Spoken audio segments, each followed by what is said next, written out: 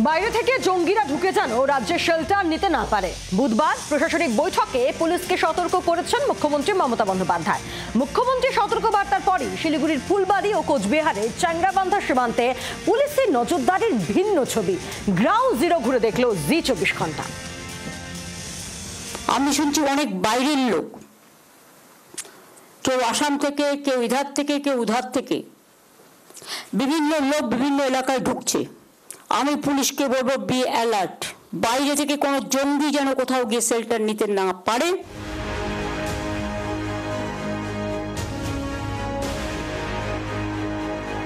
মুখ্যমন্ত্রীর সতর্কবার্তার পর দুই জেলার সীমান্তে দুই ছবি।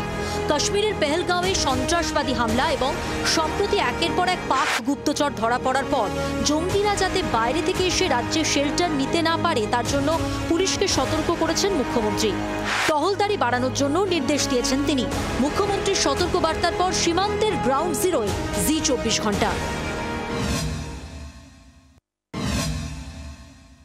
কড়া পদক্ষেপ নিতে বলছেন পুলিশ প্রশাসনকে মুখ্যমন্ত্রী। তারপরেও 24 ঘন্টা কেটে গেলেও এখন অবধি পুলিশের দেখা নেই ফুলবাড়ির এই ইন্দো বাংলা সীমান্তে। তবে এলাকাবাসীরা নিশ্চিন্তেই বসবাস করছে এই বর্ডার এলাকায়। তাদের বক্তব্য, বিএসএফ তো রয়েছে, কাজে বিএসএফ এর কড়া নজরদারি রয়েছে, তারা নিশ্চিন্তে বসবাস করছে। আমাদের বিএসএফ সাথে আছে, ভয় কিসের? আমাদের বিএসএফ সাথে আছে, বিএসএফ এর পাশে আছি, আমাদের ভয় কিছু নাই। কোনো অসুবিধা নাই আমাদের। অসুবিধার ভিতরে তো বর্ডার থাকলে তো একটু অসুবিধা হবেই, মেনটেনমেন্ট করতে হবে।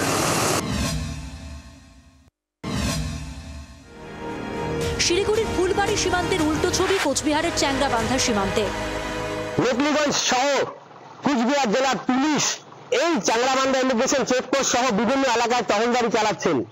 পাশাপাশি বিএসএফ যখনই গাড়ি আসছে, পণ্যবাহী গাড়ি, তাদেরকে কিন্তু কড়া তল্লাশির মধ্য দিয়েই কিন্তু গাড়িগুলোকে ভারতের থেকে বাংলাদেশে প্রবেশ করানো হচ্ছে। এই অবস্থায় জলপাইগুড়ি জেলা সংলগ্ন কুচবিহার জেলায় চ্যাংরাবান্ধা ইমিগ্রেশন চেকপোস্টে কিন্তু কড়াকড়ি বলা যেতেই পারে। আমরাও চাই যে দেশের নিরাপত্তা আগে, দেশ আগে, তারপরে হচ্ছে আমাদের। আর বিষয়টা হচ্ছে যে চ্যাংরাবান্ধা আমাদের এই এলাকার মধ্যে বর্ডারের নিরাপত্তা খুব জরুরি আছে। এখন তো পুরো কড়াকড়ি চলতেছে। আচ্ছা, এখন আগে একটু নর্মাল ছিল, এখন পুরো কড়াকড়ি চলতেছে। কারা কারা ডিউটি দিচ্ছে? পুলিশ তো আমাদের মেদিনীগঞ্জ থানা সব। কেন্দ্রের নতুন বাণিজ্য নীতি অনুযায়ী কোচবিহারের চ্যাংরাবান্ধা সীমান্তে পণ্য আমদানি রপ্তানি চলছে।